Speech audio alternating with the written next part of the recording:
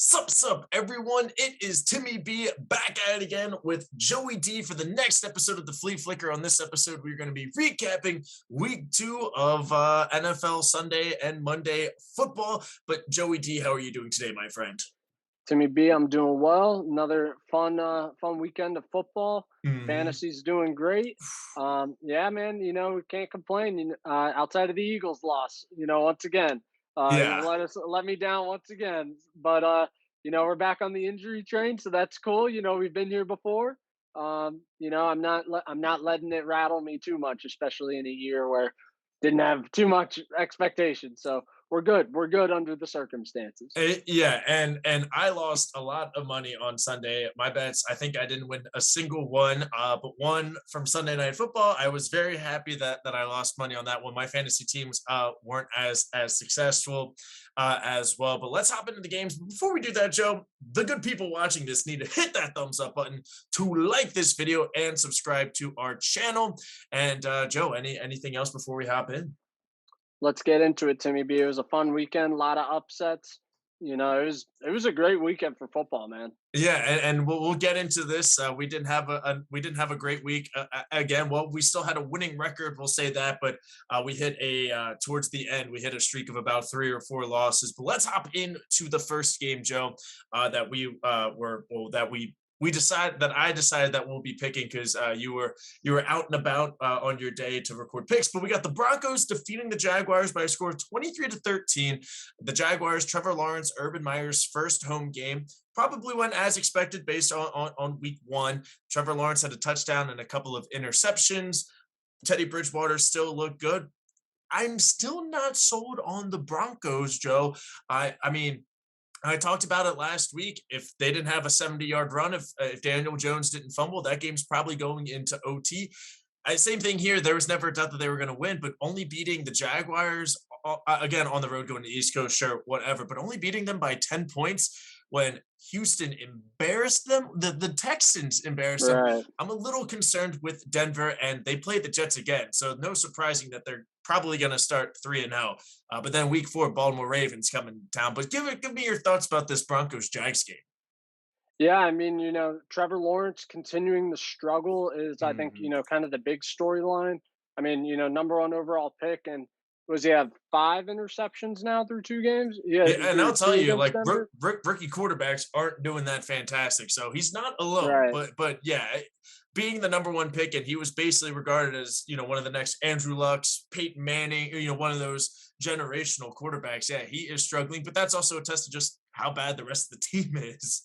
That's right. But I would also say I don't really feel like Urban Meyer and that offensive staff is putting him in the Mhm. best position to succeed. I mean, where's James Robinson been these first two Yeah, weeks? 11 Like, carries, 47 yards. You got to give him the ball a little bit more. exactly. I mean, last year, he proved he can carry the load and really be a force in the run game. So I'm not sure why they're just not going towards him. Maybe the ETN injury kind of changed their entire game plan at the Mhm. last second, and they're still working on it.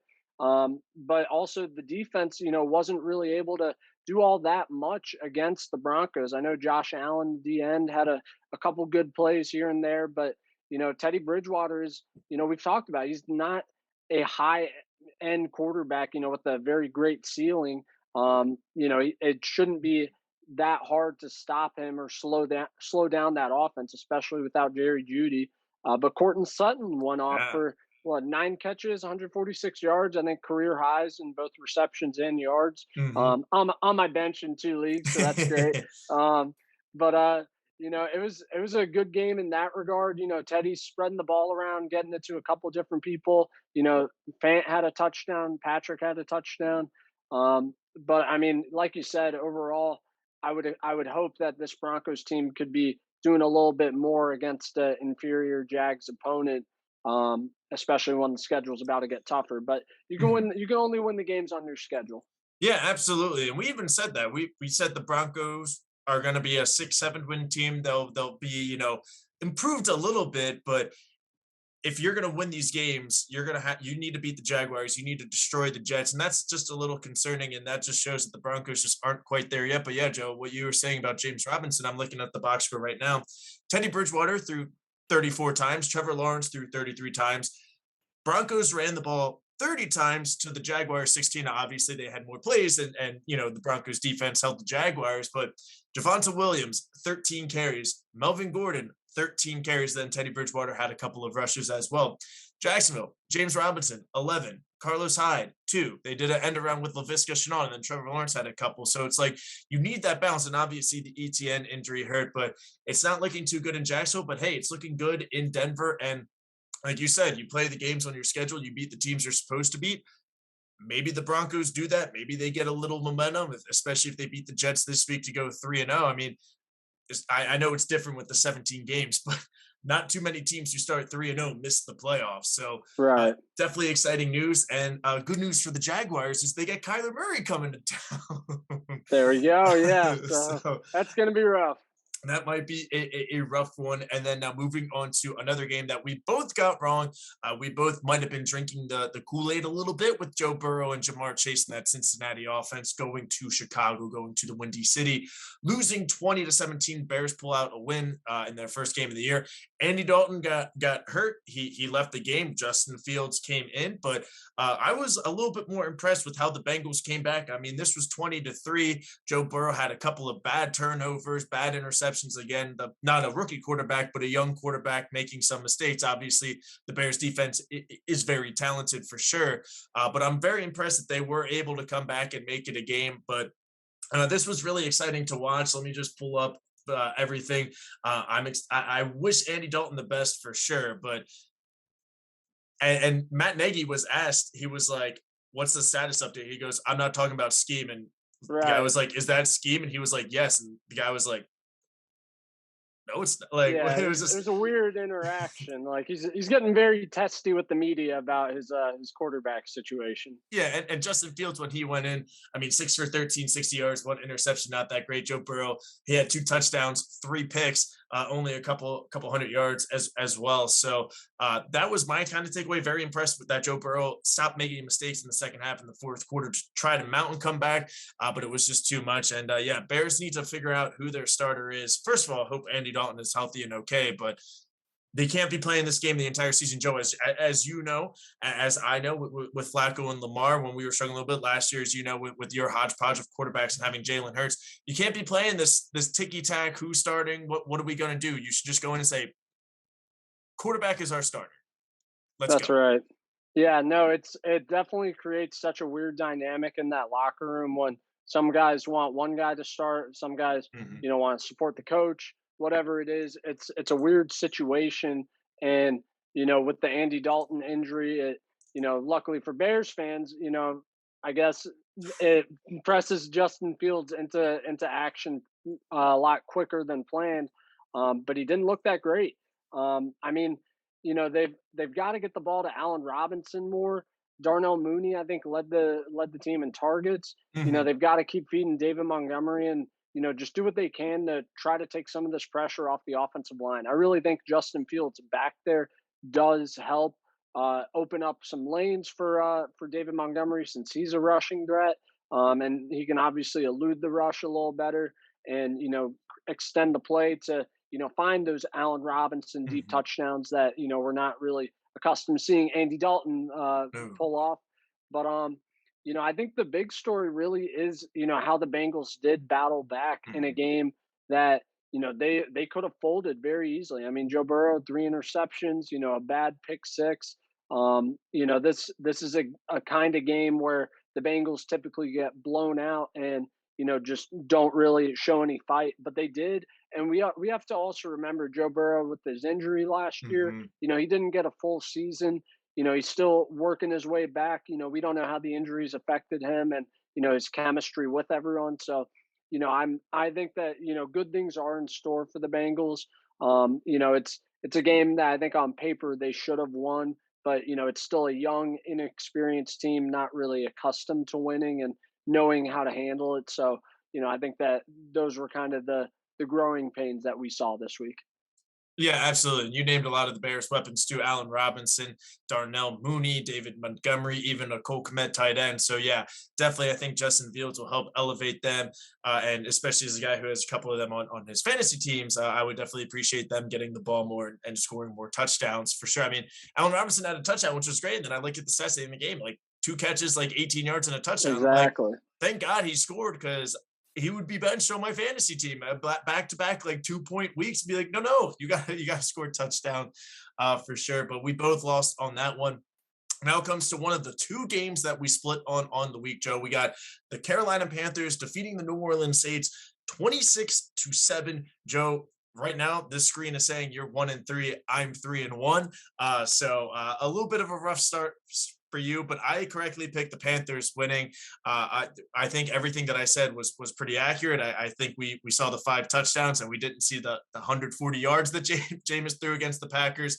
Plus, I'm cooking with the Panthers this year. I am cooking with Carolina, but I think a huge thing is the leading rusher for the Saints, Jameis Winston, 3 carries, 19 yards. 1 touchdown. Christian McCaffrey scored a touchdown. DJ Moore did well, but Alvin Kamara 8 carries, 5 yards. So are we crediting the Panthers defense for stopping him, or Sean Payton for the lack of use and maybe even creativity to open up some holes and give him the ball? I think we're really crediting this Panthers Mm-hmm. defense. I mean, this defensive line is stacked with first and second round picks.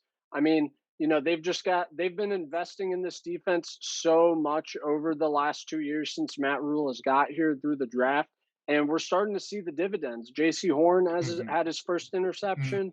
Um, having such a strong defense, it then takes so much more pressure off of Sam Darnold, which, we know when there's a lot of pressure on Sam Darnold, not a lot of surrounding talent, he's not going to do well. But, in this type of environment, he can really be successful. And we're continuing to see that, having, good games and leading them to wins, which, we're not showing up at all last year. He's doing his job very well and spreading the ball around to the entire team. I mean, this is a complete Panthers team right now. The offense isn't electric, but they have enough weapons and Darnold is doing enough where they don't really have to be with how well this defense is playing. So I think I was drinking the Jameis and Saints Kool Aid a little bit after taking down the Packers, which it's just crazy how week to week the NFL is. I mean, I Yeah. think that we would all say still right now the Packers are better than the Panthers, but the Saints beat the Packers and destroy them, and then can't do anything against the Panthers defense. So it's a very weird situation. I think the Panthers are better than we thought. I think the Saints are going to be, very streaky and week to week. But Jameis, he can still have those hot games where he can throw over 300 yards, 5 touchdowns, and maybe 5 interceptions as Yeah. well. But you know, we haven't seen that yet, so I can't wait for that Jameis to come out, and that's always fun football to watch. Yeah, absolutely. And going back to Carolina's side is that Sam Darnold, they're not asking him to be like an Aaron Rodgers and throw for 450 yards and 4 touchdowns week to week. Just manage the game. Don't turn the ball over. Give it to Chris McCaffrey. Give it to DJ Moore, Robbie Anderson. Like they have some good weapons over there in Carolina. So that's something that Sam Darnold can definitely do. And yeah, you said it as well, week to week, and we're still only 2 weeks into the season. So there's still a bunch of questions out there for the rest of the NFL. Now, obviously, we know that the Jaguars and Jets will probably not be making the playoffs this year. I think that is safe to say, but there's still so many questions about so many teams. That's why we played the games, baby. That's That's right. why we played the games. And now, next up, let's see what we got here. We got the Browns beating the Texans next on our list by a score of 31-21. We both predicted the Browns. A couple of injuries in this game. Tyrod Taylor definitely was the big injury, and he was moving the ball quite well against the Browns defense. They were winning early in the game. Baker Mayfield left briefly with an injury as well, but he came back in to provide the Browns with the win. Davis Mills, the rookie quarterback from the Texans, looked like a rookie quarterback. But again, Joe, Texans kind of hanging around and a group of professional veterans, yes, again, past their prime and everything like that, but they know the business on the NFL. They know what it takes to win a game or stay in a game. So still going to give a bunch of credit to the Texans for sure. But Browns a much needed win in a game that they had to win. They definitely pulled away in the second half to take away the victory. Yeah, I'm so baffled by this Texans team. I mean, just destroying the Jags week 1 and then, really playing a good game against the Browns and being in it for the majority of that game. I mean, yeah, So, they were down 3 points in the fourth exactly. quarter. Yeah, it was a very close game against a team that, a lot of people are picking to, go to the AFC Championship or Hmm. Super Bowl in Cleveland. So, I don't know if, Cleveland wasn't on their A game and, Houston was, playing a little bit above their expectations, another week. So it's crazy. I mean, this Browns team, they've really got to, kind of lock in and focus because there's a lot of hype around them. But against quality opponents, these type of games are not going to slide, and you're not going to be able to sneak out a 10-point win over the Chiefs or the Bills in situations like this. Like they've got to finish against good teams and play 4 quarters of football. So, and also that Jarvis Landry injury is very unfortunate. Huge. That is, I mean, without him and Odell, like they don't have much on the perimeter. I mean, they've got who's it, Donovan They got Peoples Peoples Jones down Jones, from Peoples and then Jones. the rookie out of Auburn. I'm forgetting his name, but Anthony Shorts, I believe. Um, Rookie out of Auburn, very fast. I think they took him in the 3rd round. They've been using him a good bit as well. Hmm. Rashad And then Higgins. I mean, and good news is they still have Austin Hooper and David Njoku as tight end, that's so they right. still have And a some great good offensive weapons. Yeah. line, Hmm. great run game. So, the sky is not falling, especially with Odell coming back and this being a short term type injury. So, the Browns just have to, really clean it up on both sides of the ball and including special teams as well and just play a complete football game. I mean, there like I said, there's a lot of expectations for this team, and this should not be a game where you're up 3 points in the fourth quarter. Yeah, no, absolutely. And you said it too that they probably wouldn't hold a lead.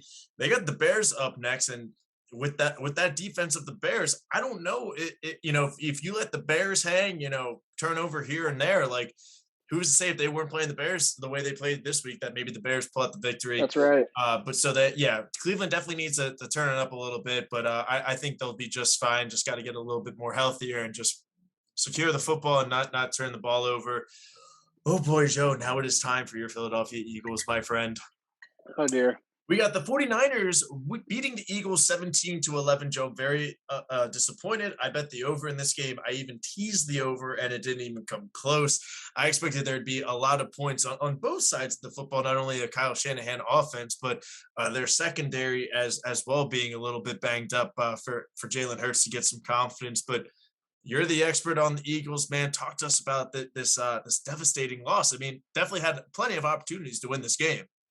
Yeah, I mean, from a kind of short-term lens, yeah, it's a devastating loss. As soon as the game started, Mhm. really, from start to finish, it hurt because it was a close game, and there were a lot of opportunities for the Eagles to win this game. This was a very winnable game for us. I mean, in the first half, we could have been up 13-3, but Jalen Rager steps out of bounds before catching a dime of a deep touchdown from Jalen Hurts. It's called back. Field goal is blocked. Next drive, we hit a 91-yard pass to Quez Watkins. He doesn't score. We go for it on 4th down, and Nick Sirianni calls a version of the Philly special. It gets stopped.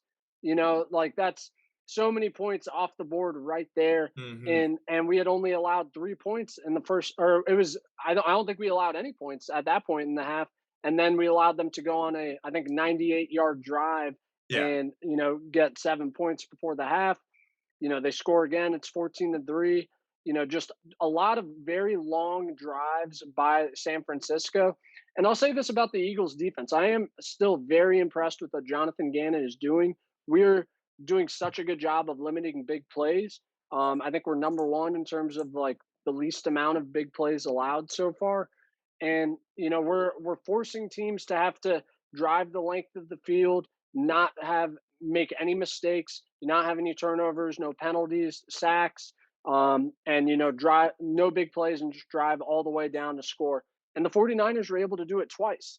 So this defense has to be able to get some turnovers, because when that offense is able to do that successfully, our offense never gets a chance to be on the field. I Right. believe we only had 4 completed passes in the second half of that game. This was not Jalen Hurts' best game. A lot of missed throws here and there. Didn't get Devontae the ball enough. The tight ends did not get fed enough. So definitely a lot, of missed opportunities in this game, and the young the youngness of the Eagles and the inexperience of our coaching staff as well, I think was kind of exemplified here, going up against Kyle Shanahan and a veteran coaching staff. So, you know, from like I said, watching the game, it was a winnable game, so it's very frustrating, and I'm unhappy with the result. But taking a step back, going into this game, I picked the Eagles to lose. Hmm. This is the 49ers are a team that we expect to be in the playoffs and be one of the better teams in the Hmm. NFC. So for the Eagles to be hanging in there and competing with a team like that, I'm encouraged by that, for, our outlook moving forward. These are correctable mistakes for Nick Sirianni and Jalen Hurts to learn from and, not make moving forward. So hopefully, we can see the improvements. But yeah, I mean, it was a winnable game, and, now it's on to Dallas week. Unfortunately, we will be without Brandon Graham, who tore his Achilles. Hmm. He's out for the year, and Brandon Brooks, who strained his pec. He's going to be out for a couple weeks as well. Both of those injuries are, really big. I mean, Brandon Brooks has been one of the best guards in the NFL when Hmm. healthy, so it's a downgrade. But we do get to see Landon Dickerson, second round pick out of Alabama, come in and most likely start at guard there. So, and then on the opposite side, losing Brandon Graham, I think that losing Brandon Graham is more of a, even though Brandon Brooks is the better player, losing Brandon Graham hurts the defense a lot more, I think. Yeah, just I that mean, cinder block right in the middle, that exactly. leadership. Like, yeah, that's He's got huge. he brings so much energy and leadership to the field, so good against the run. And now it just limits the different looks that Jonathan Gannon's able to employ. But on the bright side, now we get to see both Josh Sweat and Derek Barnett Mhm. featured at defensive end, potentially the future. While Josh Sweat did just get an extension, Yeah. Derek Barnett is on his 5th-year option, so he's playing for a new deal as well. And also the rookie Milton Williams. So, like I said, taking a step back, these injuries, the loss, it sucks, but at the same time, it's encouraging to see us compete against a very good team. And now we get the opportunity to see some of these young guys that we drafted and, we're going to be counting on in the future to really get their chance to shine. So, like I said, going into this year, it's a year where there's a lot of questions that need to be answered. And, I think this just gives us more opportunity to get some more of those answers. Yeah, absolutely. And you said it too about the 49ers drives, and that's the beauty of a Kyle Shanahan offense. And we've seen that with Greg Roman and Lamar. We can go 90 yards and score in 2 minutes, or we can go 90 yards and score in 11 minutes. And that's just the genius and the personnel and all the play calling and stuff from Kyle Shanahan. And you said it with the Eagles, but the good news is, Joe, it's Dallas week, baby. So we are That's right. hating on the Cowboys just a little bit extra this week. And Monday Night Football. oh boy, we get to watch that on Monday Night Football. Unbelievable. Oh, Okay. yeah. Well, anyways, definitely looking forward to picking that game and hearing your thoughts of Dallas week. And now moving on to a game that you gain on me, Joe, with the Patriots defeating the Jets. I don't know why, but I picked the Jets. I thought that they could pull off the upset. And Zach Wilson threw 4 interceptions. They were a very, very bad interceptions. But then again, like looking at the Patriots side, like I didn't really like what I saw from the offense. Obviously, they got the ground game going. Damian Harris had an insane touchdown, and they were running the ball really well. But I'm looking at Mac Jones, 22 for 30, 186 yards. Like, yeah. Like to me, like if you throw 4 interceptions, especially a lot in your own territory, and I know Belichick will be talking to this, you got to convert them into TDs and not a couple of field Right. goals as we're seeing in the score. But that's for another team against the Jets. But Yeah, Zach Wilson, 4 interceptions, not great. Just continuing the theme of rookie quarterbacks or some of these younger quarterbacks, not doing fantastic and getting adjusted to the NFL. We'll say that. Yeah, I mean, going into this game, my thought process was Bill Belichick and his defense against rookie Mhm. quarterbacks. I will take that every time because he always does so well against rookie quarterbacks. They can't have success against him. I think maybe Russell Wilson was like the last rookie quarterback to have like good success Yeah, against the Patriots defense. Um, so I mean that was kind of my thought process going into it, and that's what we saw happen. I mean, not a lot of real surprises.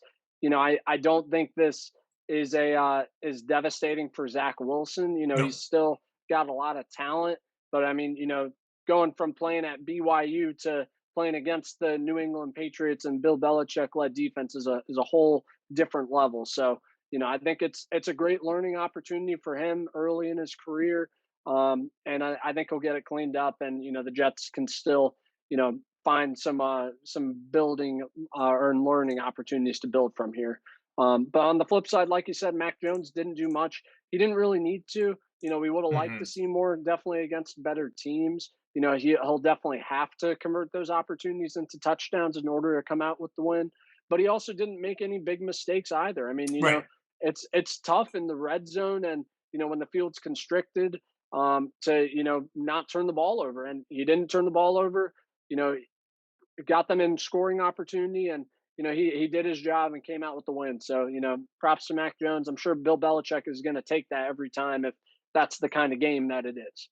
Yeah, absolutely, and I don't know what's in the water or the clam chowder up there in the New England region, but I already have a bunch of friends saying that like he's the greatest thing. He's the next Brady. Like they're already posting stats of him having like the highest quarterback rating out of all the rookie quarterbacks, and it's like, okay, kid, settle down. Like Yeah. you beat the Jets, congratulations. But now we're moving on to a another game in the AFC East, both divisional matchups this week. The Bills defeating the Dolphins 35 to nothing. I don't want to say as expected. We both picked the Bills to win, but and of course Tua got injured.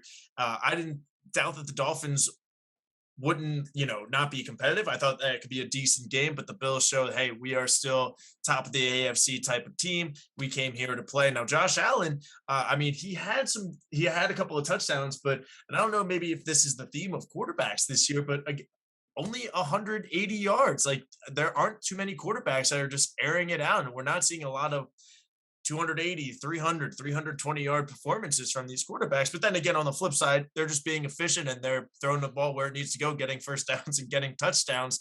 And hopefully Tua does have a speedy recovery. Jacoby Brissett not doing too well. But my big takeaway from this is the Bills defense. I mean, leading rusher for the Dolphins, Myles Gaskin, only 25 yards. Now, of course, that's on 5 carries. And when you're down 35, you're throwing the football. But still, Bills defense definitely tightened the bolts up a little bit, as well as the offense able to score some touchdowns in Miami. Yeah, I mean the Bills have really been able to get the better of Miami the last couple times they played. I think that I mean Miami is right now we think of them as a very strong defensive and special Mhm. teams type team, and against Buffalo I want to say they're averaging like 29 points allowed against Buffalo. Yeah. So I mean clearly Josh Allen and Brian Dabble, they've got Brian Flores figured out in that regard. The offensive performance is definitely disappointing for Miami. I mean, even when Tua was in there, which wasn't that long, he wasn't doing that much. But you'd like to see at least getting into field goal range or doing something. But just nothing at all from that offensive side of the ball, which is definitely discouraging considering how you've gone out of your way to go. I know Will Fuller didn't play or is still serving a suspension, but that's you're making the effort to make this offense more electric. I mean, you draft Jalen Waddle, Devontae Parker's still there, Preston Williams is there, Mike Gesicki. You're building up the offensive line. We're not seeing it on the offensive side of the ball, and we've really got to that side of the ball has to catch up with the defense in order for this team to be legit. Yeah.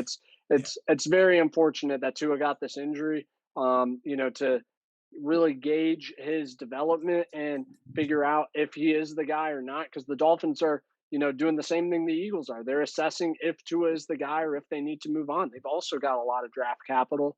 But unfortunately, one of those draft picks is going to the Eagles, and it's their own. So I don't want to say I hope Tua is out for the year and the Dolphins go 0-17, but that would be awesome. So yeah, that's really all I got. Yeah, yeah, and you said it too. I mean, and I'm looking at the play-by-plays right now just to see how the Dolphins offense did. Jacoby Brissett's first drive, he got to the Bills 48. They had a 4th and 2. They went for it. Obviously, that's you should be going for it in that Right. case. Then they got down to the Bills 11. They had a fumble. A couple plays later, they got the ball right back, and then they went for it again on 4th down. So if you don't make that fumble, maybe you kick a field goal, and then instead of going for it on 4th down, you kick another field goal. All of a sudden, it's 14-6. Now you're kind of in the game. So um, that's my thoughts on that. But the Bills look good. They definitely bounce back, and hopefully Tua is okay. Brissett will do a good job for sure, but I think Tua is definitely somebody that they would like to be in the game, and we'll see in the next couple of weeks how both teams do if the Bills continue this not dominance, but putting up a bunch of points and defeating some teams, and if the Dolphins can bounce back from a tough loss at home. Next up, Joe, we got arguably one of the biggest surprises in the NFL. We certainly did not think that the Las Vegas Raiders would be that good, but right now they're 2-0, beating the Ravens at home in overtime on Monday Night Football, then going on the road to the Pittsburgh Steelers and winning 26-17. Steelers had a couple of injuries, most notably TJ Watt. They also had a couple of injuries as well on defense, so they were definitely short-staffed throughout the game, I'll say that. But again, Steelers offense not really moving the ball. This Raiders defense seems to be somewhat legit now that Gus Bradley is there, and they brought in a couple of good pieces. But and again, Derek Carr has, like, I think they showed it last night or on Sunday Night Football, that he has like the most passing yards in like the last like year and a half. So they are moving the ball quite well, and they squeak out a win against the Steelers. Yeah, I mean, we've said it for a while. If Derek Carr could play like he does against the Chiefs every year, Mhm. like for 16, now 17 games in a season, the Raiders would be a playoff team. Right. He has these games where he just goes off and just plays like a top quarterback. So it doesn't really I don't really understand why it happens and It, why, he it's just chooses funny to flip the switch. It's funny how I just said, like, yeah, we haven't seen too many like 300-yard games. Derek Carr, 382 yards in the next game we're talking about. I know it's ridiculous. I mean, some games he's able to flip the switch, and some games, we just don't see the same Derek Carr. So while right now I think this is really encouraging for the Raiders, I think this could also end up kind of biting them in the butt. I mean, Yeah, down the line, with Derek Carr having these great games and getting you very encouraged with him and them winning some of these games, if he starts to go back to the Derek Carr that we're used to seeing, and they finish 8-8, or I guess 8-9, 9-8, something around there, they miss the playoffs. Now they've got a late draft pick, and they've still got Derek Carr, and they don't know if he's the guy or not. right. So it's a tough situation to be in when you don't know if you have the franchise quarterback or not. And he is showing, like, right now he's playing like he is. And if he keeps it up, I mean, if the Raiders can beat Baltimore and Pittsburgh, they can hang with a lot of teams in the Yeah. AFC. And I mean, we've seen them beat Kansas City. So, if the Raiders can keep this up, yeah, they'll be a force. But I just don't know how much I buy it, and how much stock I'm still putting in the Raiders and John Gruden. And I don't know. I mean, I also, like, we're not that high on the Steelers as well. I mean, Mhm. we're talking about the Raiders defense, but once again, they're going up against a bunch of not great offensive linemen, and they're not being asked to do as much. I mean, and they're making their plays. Gus Bradley's doing a great job putting them in position and making the most out of what he's got back there. But I mean, I think if TJ Watt stays healthy, then the Steelers probably pull this win off. Because I mean, it was pretty close up until then. And I mean, without him, that defense, we saw last week, him make some game changing plays Yeah. to win it for Pittsburgh essentially. So without him, I mean, that defense is not the same. And with him, they're elite. Yeah, no, absolutely. And again, Derek Carr, game on the line, third down, just drops a dime to Henry Ruggs, just right place, right time, great throw, and all that stuff. And I'm with you. I'm still very cautious about the Raiders, and they do have the Dolphins coming up this week, so we'll see. And then on the Steelers side as well, it's the offensive injuries and just the offensive performance. I was talking to our friend Josh. We'll definitely have him back on the show again. And I was like, your defense is elite, but if a team is able to score 20 or more points, I don't see the Steelers offense matching that or being better. Like, it's an entirely new offensive line, and they drafted a running back in the first round. I was saying this last week, no denying Najee Harris's talent. 10 rushes, 38 yards. Now, they did open him up in the pass game a little bit. I think he had five or Right. six catches and for a touchdown. So they are getting creative in giving him the football because the talent is there. But running the football ain't going to be it for Najee Harris. Yeah, like if you build your offense around a running back, you're just so limited. Like you can only do so much, and you're just so reliant on him having dominant games in order for you to score points. But they don't even have a good offensive line, so I don't see much of a scenario where that really happens unless they're going up against a poor run D or they just have one or two good games. I Yeah. just don't see that happening on a consistent basis or being an offensive identity you can have as your game plan throughout the entire year. Yeah, and we'll see. I mean, the Steelers have the Bengals this week, and they beat them on Monday Night Football last year without Joe Burrow. So should be definitely a fun matchup. It's always a good AFC North divisional game. And now we're moving on, Joe, to your Indianapolis Colts and Carson Wentz, baby. Rams came into town, so the Colts are done hosting some NFC West teams. Rams pull out a 27-24 victory. And this was my lock of the week at 3.5. And I did not hit one of my many bets that I did not win. But Joe, I got to ask you, how does how do you sprain both ankles? You know, Tim, I feel like you have to do that intentionally, or you Hmm. have to like you don't accidentally sprain both ankles, or that doesn't just happen. I mean that's got to be a conscious effort. Like, yeah, I'm just gonna do this on purpose right now. No, he's trying to sabotage the Eagles draft pick clearly.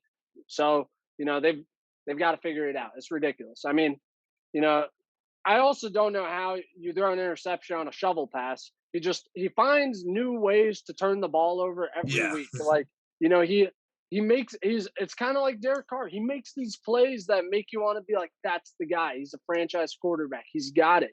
And then he also makes these plays that, you just like throw the ball away, take the sack, like make the smart play. Stop trying to be a hero.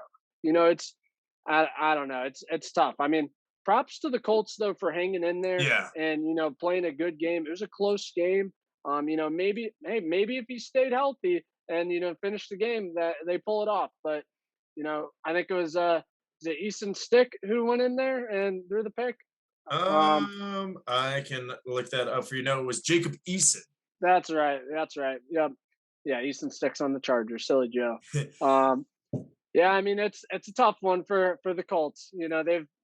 They're finding ways to get offensive production, with very limited weapons.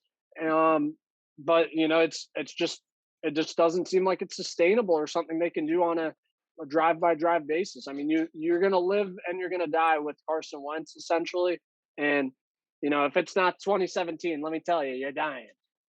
Yeah, absolutely. And yeah, the Colts definitely did hang in there. They were even winning in the fourth, excuse me, leading in the fourth quarter because they had a blocked punt or a punt that was mishandled by the punter and he was back in the end zone. It says fumble return, so I guess it was some sort of blocked punt or whatever. So if you take that away, maybe the score doesn't seem as close, but yeah, they came back. But then again, on the Rams, Cooper Cup went off. My concern Right. with the Rams, as it always has been, is the rushing game. They ran the ball, Joe, they ran the ball 29 times, 30 times basically, only had 100 rushing yards. Of course, they do have Stafford. They do have Cooper Cup, Tyler Higbee, Robert Woods. They do have some amazing talent in the passing game and Sean McVay. But when you traded for Sonny Michelle, you have a guy like Daryl Henderson as well. And Robert Woods always gets a couple of carries here and there. The punter was credited with a rush on his fumble, so he had 0 yards.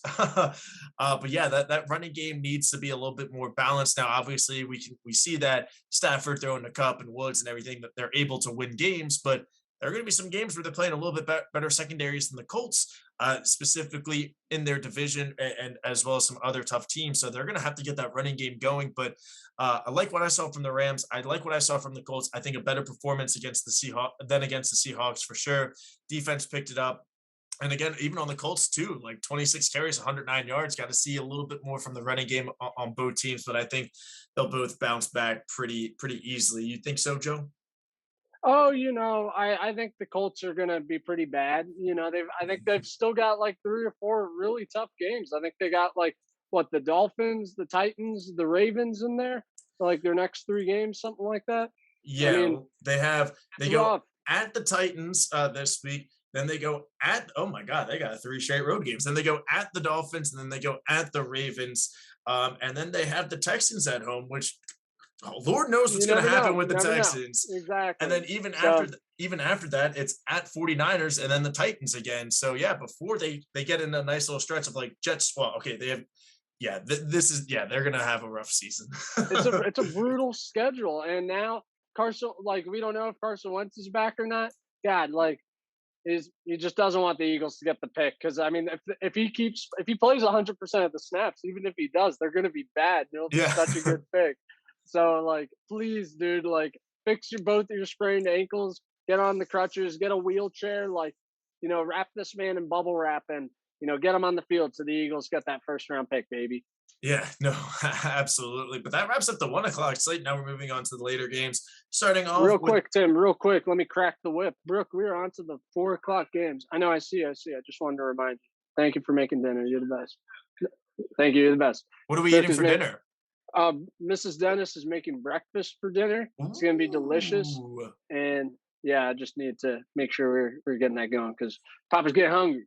Let's Hey, keep it pushing though, Tim. Hey, love that. We're moving on to the Falcons and the Buccaneers. Buccaneers win 48-25 as expected, as a lot of people predicted the Bucs would make use of the Falcons. Tom Brady, 5 touchdowns, spreading the ball around. Gronk had a couple of touchdowns. Mike Evans had a couple of touchdowns. I know we have him in a couple of leagues, Yes, we Joe, do. and just really moving the ball around. Falcons were kind of hanging around a little bit. You They know, I mean, were. in the third quarter, it was 28-25. Falcons were in it. And then Mike Edwards, 2 pick sixes, pretty much in back-to-back drives, more or less. I'm seeing right here. And so the Buccaneers definitely pulled away, but I got to give credit to the Falcons a little bit. They were in it going into the fourth quarter, which, based on seeing how the Buccaneers are scoring and seeing going into the fourth quarter, seeing Tom Brady 4 touchdowns, I'd be like, absolutely no way the Falcons are still in this game. Right. I kind of put this down to, it's a divisional game, one of those weird ones where it doesn't make any sense why it's a close game, but, it was. That's just kind of how the game went. I mean, Matt Ryan's very experienced going up against this defense. Calvin Ridley is at this point as well. So it doesn't really shock me that it was Mhm. closer than people expected. But the Bucks, they found a way to win. The offense put up points. The defense made plays. I mean, this is still looking like the best team in the NFL by far. Oh yeah, easily. And I think a good thing too on the Falcon side, and I'm just looking at the box score as well. I'm seeing 1, 2, 3, 4, 5, 6, 7, 8, 9, 10, 11. They threw it to 12 different people. So I mean that's definitely good news that they're spreading the ball around. Obviously, Parker Hess and Keith Smith only got 1 target when Calvin Ridley, Cordell Patterson, Kyle Pitts, they were getting the majority. But they're moving the ball around in Arthur Smith's offense. If anything, my only concern would be the running game. 20 rushes for 55 yards. But when you go down quickly and you're going up against Tom Brady, you're going to need to put up some points as well, and not waste your time trying to run the football and waste some clock. But yeah, I mean, we said everything about Buccaneers. They're the best team in the NFL. I predicted them to go undefeated, so very happy that they won the game, and they can win it in any which way. If they decide, you know what, we're going to give the Leonard Fournette and Ronald Jones 20 carries each, they can win that game.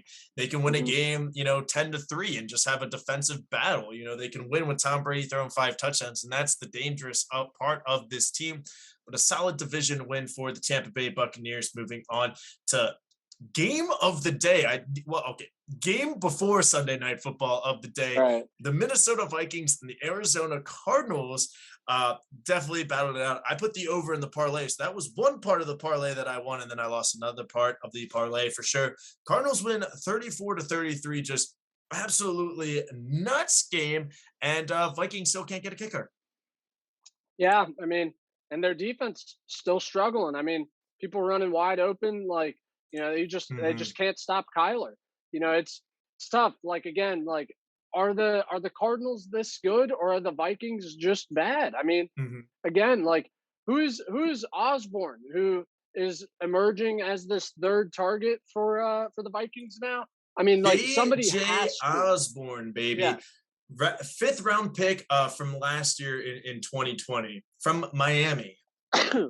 Bless you. Bless you again. Excuse me. Thank you, Tim. Yeah, I mean, they need someone to step up there to help out that offense because, again, Justin Jefferson, Adam Thielen, Dalvin Cook, three very good players. But, when you've got Kirk Cousins, not a great offensive line, not a great defense, you need a ton of weapons for that offense to work. And it's not. I mean, it's not working really anywhere. And Dalvin Cook's getting dinged up already. Hmm. Again, like, this Vikings defense, this is supposed to be Mike Zimmer's thing. Like, he's known for having elite defenses, and this defense looks like it's going to be a terrible pass defense once again. So it's tough, but Mike Zimmer, I mean, I think he should Oh, be on the hot seat. the seat is definitely turned on. The stove is definitely turned on for Mike Zimmer for sure.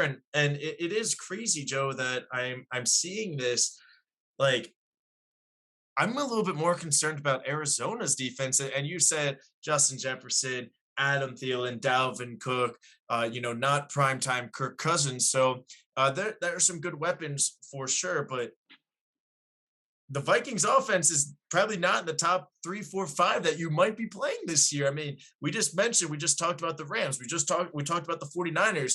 We're going to talk about the Seahawks in a second. These are offenses that can probably put up a little bit more points than the Vikings put up. But I will say that the Vikings were efficient, and Arizona offense is great. Kyler Murray is still unbelievable. Couple of interceptions, so he definitely does need to clean that up. But I'm also looking at their receiving. Their top two receptions: Rondale Moore out of Purdue, and Max Williams, the tight end. DeAndre Hopkins, Yeah. very efficient, 4 for 4, 4 targets, 4 receptions. But I mean, 15 of half of Kyler Murray's passes went to Rondale Moore and the tight end Max Williams. So they're also spreading the ball around, and they don't have to rely on a DeAndre Hopkins or a Christian Kirk or even an AJ Green to step up and make those 8, 9, 10 catches that you're seeing over there with Thielen, Justin Jefferson, or whoever on the Vikings. So that's really good news. I am a little bit concerned about the Cardinals defense though. Yeah, I mean, we'll see how it goes. I mean, they faced what on paper is a very good offense last week in Hmm. Tennessee and just annihilated them the entire game. And now, they faced a little bit worse offense on paper and didn't have as good a game. So, it's just one of those week to weeks type deal for me. I'm not super concerned. I think Chandler Jones still gonna ball out. Buda Baker's still great. They've got good linebackers. I mean, it's really just against those. I'm concerned when they face a really good quarterback with some really good receivers, and Hmm. you know the offensive line holds up. Like, because if they face Tom Brady, if they face Russell, well, maybe not Russell Wilson, their offensive line's not great. They face Matt Stafford and the Rams. I worry about those passing attacks that can exploit a secondary that's kind of shaky behind Buda Baker. So Right. it'll be interesting to see how this Arizona team does moving forward against a little bit more quality opponents. Yeah, absolutely. And good news for the Cardinals is, as we mentioned earlier, they have the Jacksonville Jaguars next week. So hopefully a nice game to kind of get back on track. Vikings are 0-2. And now we're moving on to what people thought would have been game of the day, but the Dallas Cowboys and the Los Angeles Chargers. And this was a little bit of a struggle on both sides of the ball. I was unable to watch it. I was out celebrating a friend's birthday. It seemed like, based on Twitter and everything, that it was not only just a struggle bus of teams trying to move the football, a couple of interesting penalties were called as well, and some of that. But the Cowboys do pull it out. Greg Zuerlein, Greg the Legatron, however you want to name it, nailed a 56-yarder after missing about 100 field goals last week. But yeah, not the greatest performance that we thought of Justin Herbert, a potential MVP candidate that we talked about last week. they didn't get the running game. So Dallas defense definitely stepped up on the road.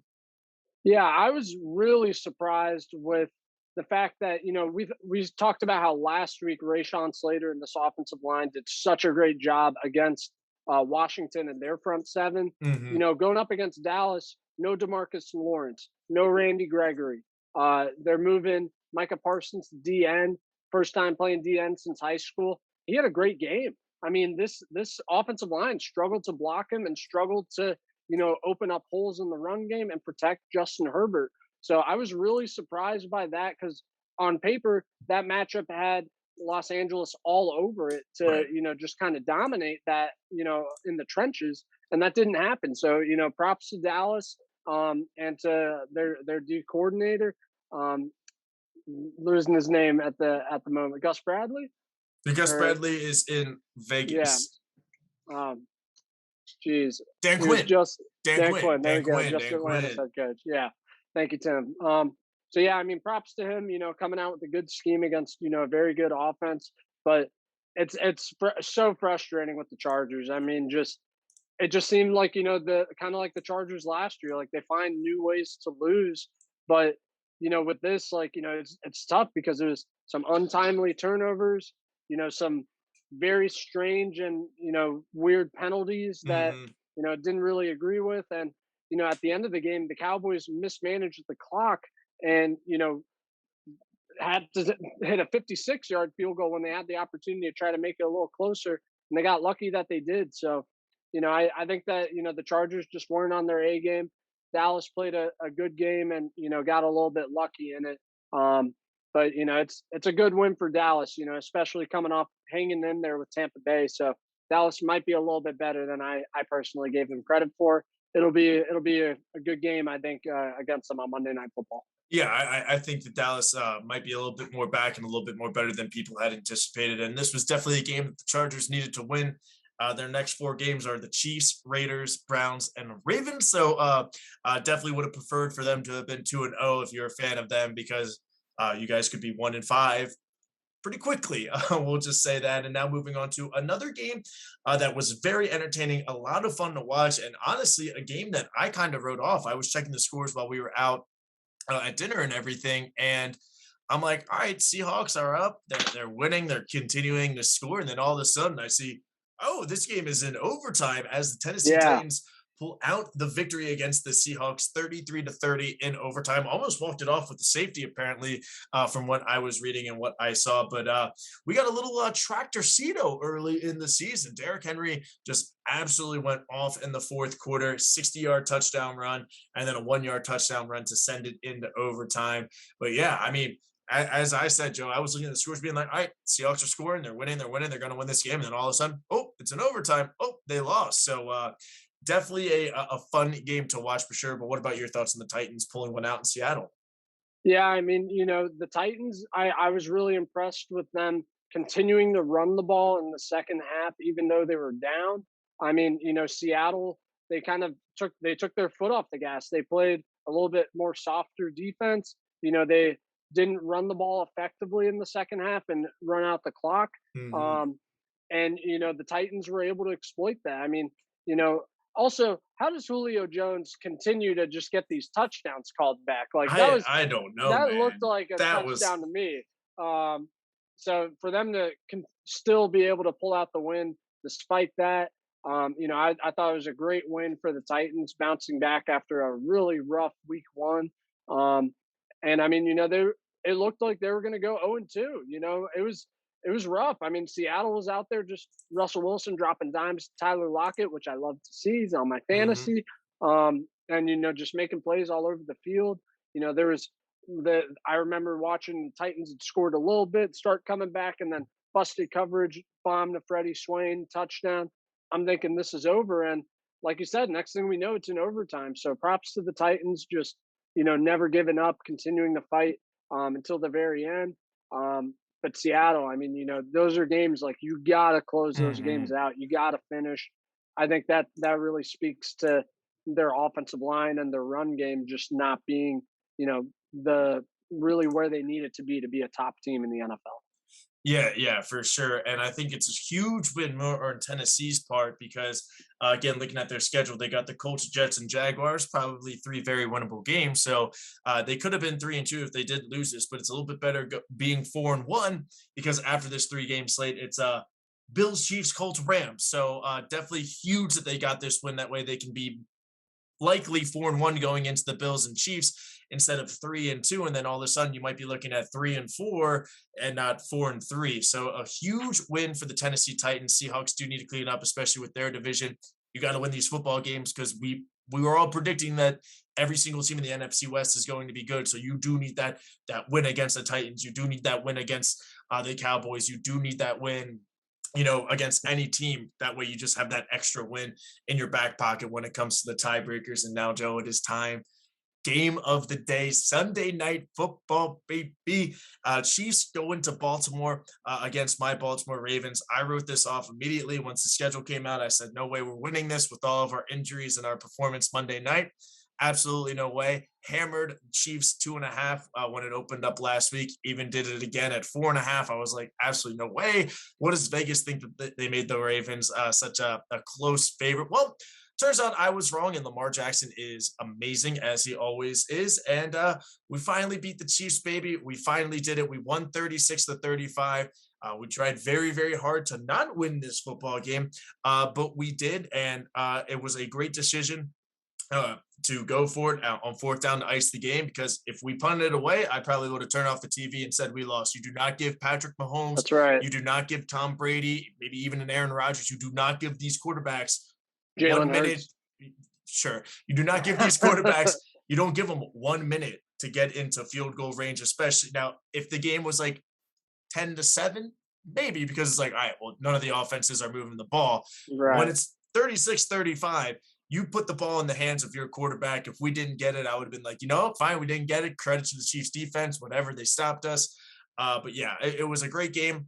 A couple of bad interceptions. That first one, that pick six, more so on Sammy Watkins trying to fall down and all that. Second one was pretty bad. I'll admit that, but we didn't abandon the run. Like That's I right. blew my mind. We ran the ball well, and then defensively last year on Monday Night Football, Joe, we were like, all right, cool, we're just gonna blitz Mahomes. Like no way he can handle that. And then well, it turns out he's very good against the blitz, Joe.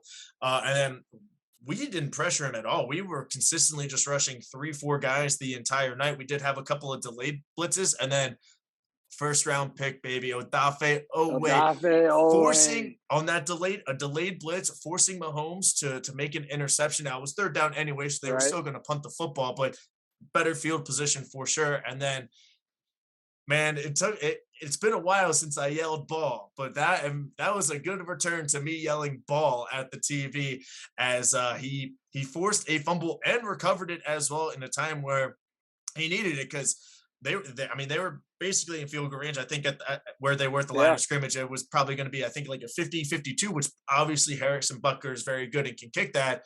And we got the fumble, we got the win, and now it's time to move on. But Joe, what were your thoughts from the Chiefs Ravens game? Tim, this, in my opinion, this could very well be one of, if not the best win in Baltimore Ravens regular season history. I Mm, mean, going up against, the Chiefs, who, are approaching this Patriots level dynasty with Mahomes in terms of, just sheer talent and dominance in one conference. And, for having them be the team that Lamar just can't beat.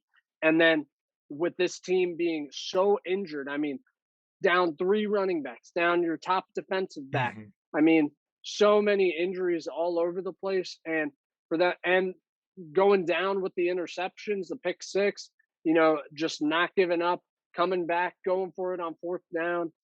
Oh man, yeah, no, it was an electric game, and I'm so happy the Ravens got it. You know, like you said, going into it on paper, why would you pick the Ravens to win that game? I mean, Yeah. the vibes were not good, but Lamar changed that. I mean, that's why y'all need to pay that man. I mean, what if he got injured during that game? Like, what if something happened? I mean, like seeing him just do that, like he can take over games and win you a game all by himself against a team like Kansas City. But I think another big story is just this Chiefs defense is not good. You know, like I mean, it is Browns were not running through them last week. right. We were running the ball against them. So if you're interested in beating the Chiefs, run the football. Which to your point, Joe, it's going to be interesting to see when they do play the Raiders, because the Raiders' run game hasn't been looking too great with Josh Jacobs and Right. Kenyon Drake. We've seen some flashes, but it's been the Derek Carr show for the Raiders. So it'll be interesting to see. Obviously, we'll talk about that game when they get there. But yeah, this Chiefs defense is not as good. And if Tyrann Mathieu wasn't playing in this game, which there was a chance because he had COVID and we saw him getting oxygen, and Right. but he had the 2 interceptions, so obviously the big difference Still maker. But played well, yeah. if he wasn't in that game, this could have been 36-24. It could have been a little bit of a different score, Yeah. because the Ravens were moving the ball, but if Tyrann Mathieu didn't give them the opportunities, this could have been the score could have been a little bit different. I'll say that. Yeah, no, he is one of the best defensive players in the league, and just such a joy to watch. I love his college highlights. Like I love his story. He's bounced around to a couple different teams, and Mhm. just continued to be a class act and one of the best ball hawking safeties and DBs in the NFL. Just so versatile. I love everything about Tyrann Matthew's game. If you've got him on your team, you've got a stud in your secondary. Yeah, absolutely. And I'm with you. It's definitely one of the better regular season games in Baltimore Ravens history. I mean, some that come to mind that I've been at, and unfortunately, I turned down a couple of tickets. I was like, we're going to lose. I'll just celebrate my friend's birthday up down here in DC. But 2003, 44-41 against the Seahawks in overtime. I think we were down like 41 to like 20 in the fourth quarter. We scored 3 touchdowns, had a couple of deep bombs. We won that game. 2012, Patriots came into town, Sunday Night Football again. Right. We beat them. So definitely a bunch of games that this past Sunday night is definitely up there for sure in the top 3, top 5 all time in Baltimore. But we can talk about this game forever, Joe. We'll move on for sure, because I know you're trying to get to some breakfast for dinner. That's And right, baby. Monday Night Football, Lions. Packers win 35-17. We both picked the Packers. So Joe, you wrap out the week at 9-7. I went 10-6 again. So we still need to tighten the bolts a little bit. Not loose them. We need to tighten the bolts for sure. The second half went as expected. I think even the first half did. I think the Lions were able to move the ball. They were actually winning at halftime, but then changing some things defensively and letting Aaron Rodgers do his thing. There was no doubt about it. The Packers were winning this game, and they made those adjustments needed. But also it was a little scary. And I texted you at halftime being like, yeesh. But then they made those necessary adjustments, and Aaron Rodgers and Aaron Jones had themselves a night. Yeah, they did. Aaron Jones with 3 receiving touchdowns, 1 rushing touchdown. Just really taking over last night. It was a really fun game, and it was touch and go in the first half. You definitely would like to see Green Bay put away a team like Detroit, which they did in the second half.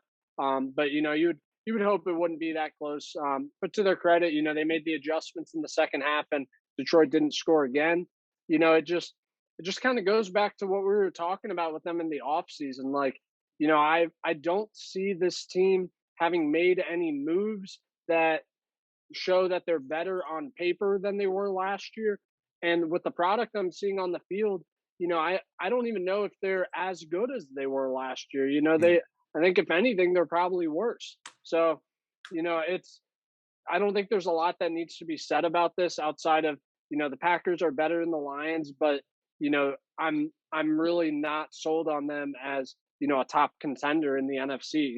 They'll make the playoffs, they'll win their division, but depending on who they play, they could go one and done. Yeah, no. I think you're absolutely right on that. And they do have a good matchup against at the 49ers that we'll see on Sunday Night Football this week. But yeah, it gets a little bit tough. 49ers, Steelers, Bengals, Bears. So like they got some good competition coming their way. So we'll see the next couple of weeks if they do return to that dominant. I mean, and like you said, they're going to win the NFC North, but if you're maybe the 4 seed, you might be playing a hot Cardinals 49. You might be playing that hot NFC West Right. team as the 5 seed, whereas you're the 2 seed. Maybe you are playing a Bears that might squeak into the playoffs again. So maybe not one and done, but definitely we will definitely see about that. And then the Detroit Lions, they got the Baltimore Ravens coming into town. So Nice. swear to God, if we blow that game after beating the Chiefs, man. Oh well, but That would be a bummer. we got to pick the Thursday night game, Joe. We got the Carolina Panthers at the Houston Texans. Panthers are an 8-point favorite. Over under is set at 43.5. Davis Mills was just named the starter a little bit earlier this afternoon at recording. Joe, I'm not going to take too long in this game. I'm picking the Panthers. Yeah, it's the Panthers. I mean, I think that this defense is really just going to be the difference in this game. You know, I mean, the Texans are a little bit better than we've given them credit for, but I don't see this offense with Davis Mills being able to move the ball much against, what's been a really stout Panthers defense so far.